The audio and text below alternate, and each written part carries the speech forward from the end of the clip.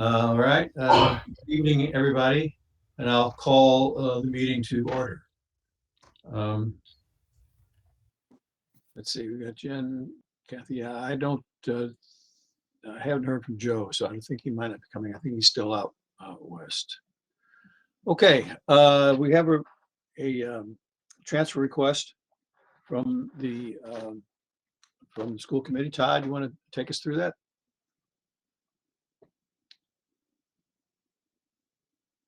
Okay, You're on Todd. mute, Ted. You're on mute. Todd's. After 4 years of this, you'd There think we I'd go. know what I was doing.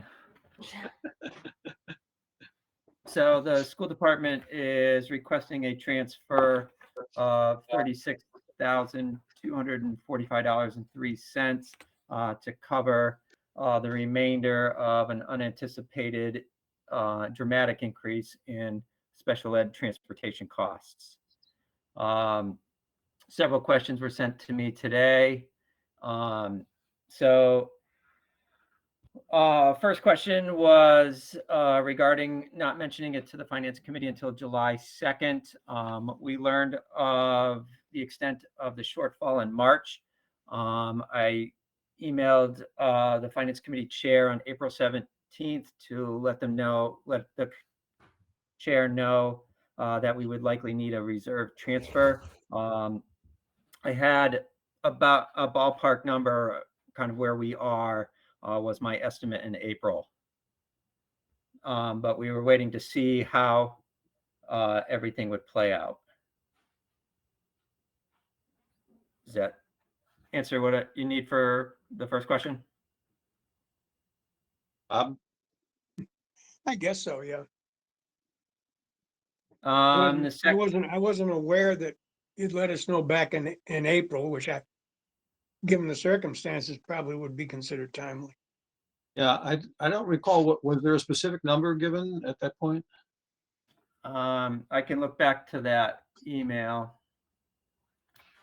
Sorry, working from a couple different computers here.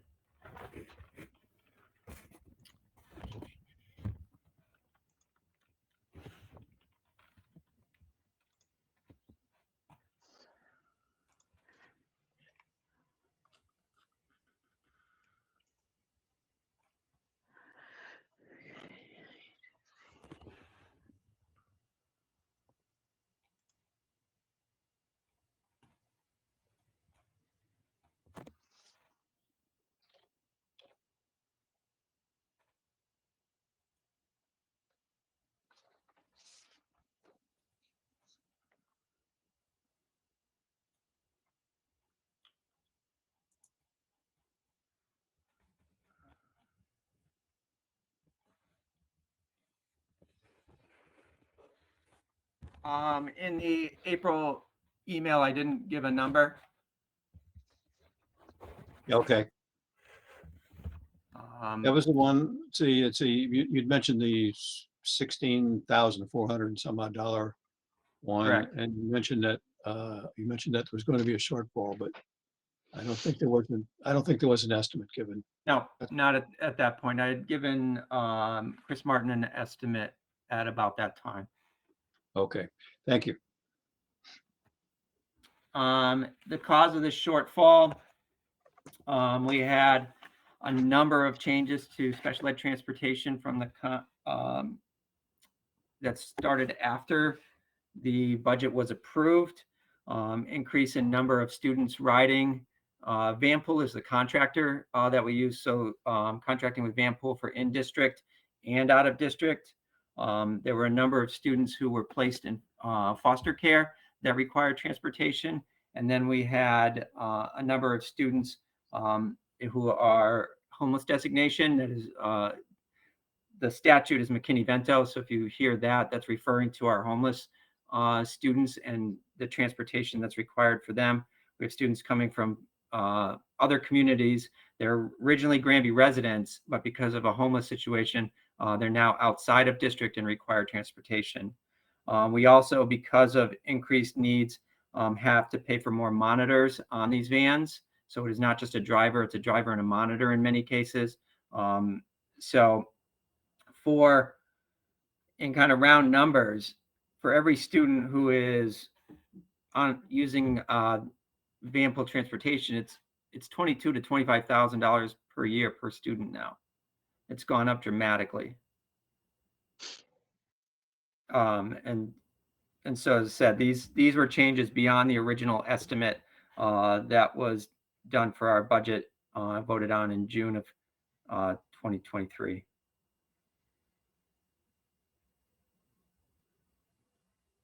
But Did in you your say that? explana- Go ahead.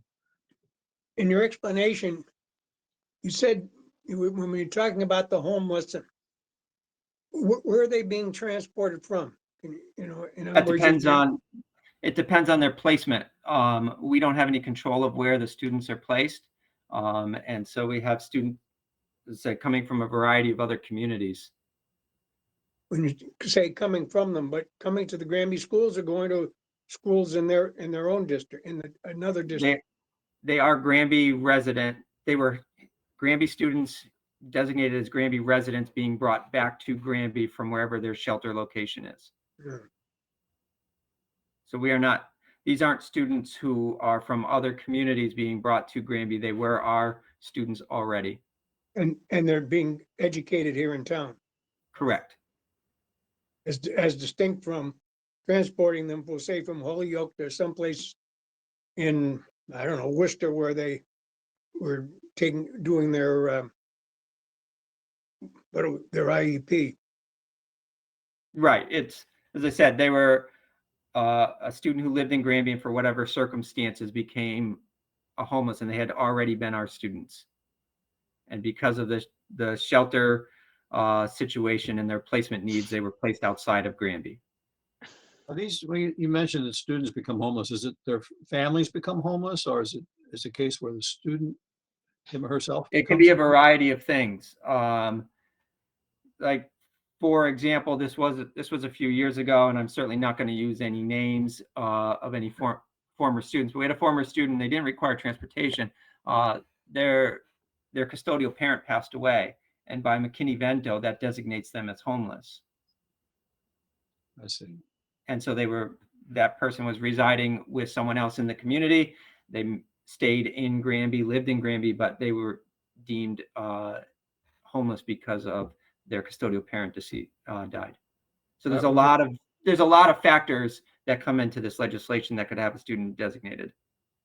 So there could be students who actually no longer live in Granby. Right. It could be. Yes. And would they be with a parent or parents, or would they be with foster parents, or? The situation could vary. It could be any of those things. They can be with their parent if they've lost their home, their place of residence in town, or it could have been a placement in foster care. So there's a lot of things that play into this. Oh. How many kids are being transported by van pool? I can get that number to you. I don't have it off the top of my head. Not even a rough estimate? Without getting any egg on the face? I would say it's over 25. I don't want to, I have to go through the invoices to get the numbers, because it does vary.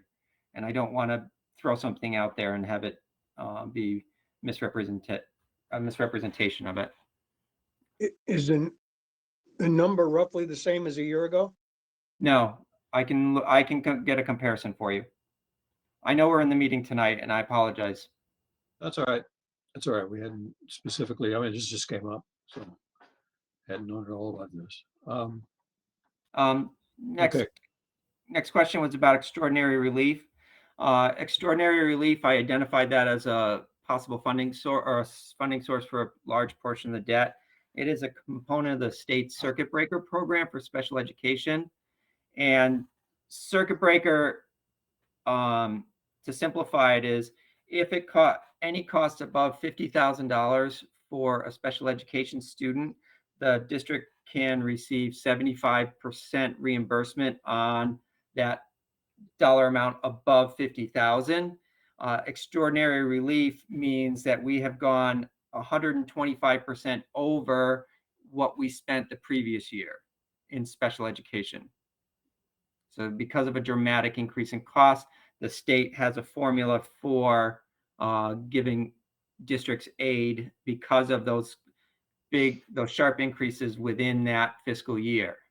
So in FY24, we're spending at more than 125% in our special ed costs than we did in FY23. Do you need both of those circumstances?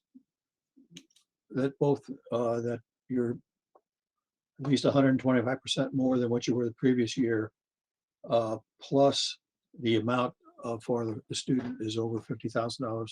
Yes, every year we qualify for a degree of circuit breaker. This Yeah. is the first year that Granby, at least with the previous director of pupil services, while she was in the role, that Granby is qualified for extraordinary relief. We don't normally qualify. And so there isn't one part of that question was, can we anticipate this in the future? And it's not something we can predict. It's usually because we've gotten a lot of those unanticipated costs, whether it's students who've moved in to the district and require additional services that we hadn't spent the year before. If there's a significant change in placement that has a cost associated with that, those are sorts of things that would lead us in a year to be 125% over the previous fiscal year. The $50,000 amount includes both the cost of education and the cost of transportation? No, transportation is not one of the calculating costs for circuit breaker. But because it is a special education cost, we can use that extraordinary relief for this particular charge, but they don't use that to build their increment.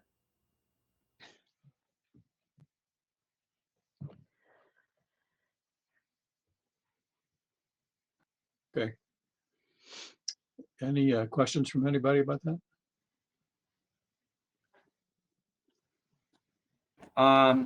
Number 4, we had identified as some possible savings or surplus within the regular special ed budget. Any savings that we have in our overall budget would be returned to the town after our final reconciliation. We returned about $70,000 to the town last year after we went through our final process and clearing all of our deficits. Do you have any early indications of whether or not the budget for next year is going to be adversely affected by the same kind of circumstances? We did increase our special ed transportation by $150,000 in anticipation of this. I believe that we are going to try to look through what our transportation costs are to see if there's any places that we can get savings going forward into FY25 to try to avoid this. Again, this was dramatic on all accounts to have this kind of increase in a single year.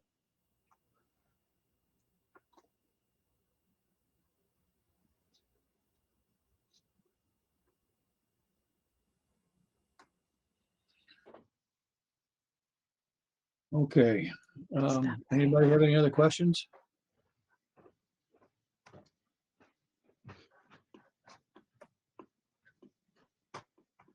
This is really, I mean, in all the years I've been on the finance committee, these are just extraordinary numbers that you're having to deal with, it seems like. Yeah. And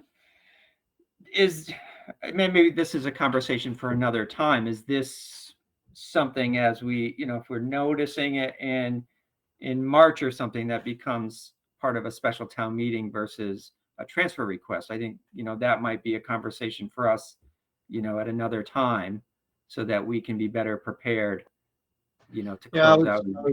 I was thinking about that because usually when the amounts get up to 25,000 or so, it's usually preferable to have them done in a town meeting, special town meeting, so that the whole town understands what's going on with budgets. But when it comes to the end of the year, can't just put a town meeting together on short notice. But if you had some inkling of what was going to happen, it would seem to me that we had special town meetings in the spring like we usually do, that you could, at that point, ask for an increase in the line item at the town meeting. And then when you get to the end of the year, when you get the final figures in, final estimates in, you might be dealing with amounts that were under $20,000, say, rather than a 50 or $80,000 amount, because it's not always clear that the finance committee would have that much money left in the transfer fund account to do that. Right. So I think Okay. I agree next spring would be a good time to figure out what we're going to do about it if there's going to be a shortfall for the end of the year. Thank you. I agree. Anything else? If not, then I'll entertain a motion to approve the request for the amount asked for. So moved. Is there a second? I'll second. Any further discussion? Any other questions or comments that anybody might have? If not, then by roll call, all in favor, aye. Jen, Aye. Scott, Aye. Bob? Aye. Okay, thank you all very much. Todd, thanks for coming to the meeting and explaining things for us. It's very good of you to do that. Thank you. Thank you. Bye-bye. Bye-bye. And I think that's the only thing we have on the agenda tonight. We don't, minutes, we think are not ready yet in past meetings. So does anybody else have anything else for the committee tonight? If not, then I'll entertain a motion to adjourn. So I'll moved. make a motion to adjourn. And have a second? Second. Okay, all in favor? Aye. Aye. Aye. Aye. Okay. Thank you very much. Aye. Night. Good night. Good night.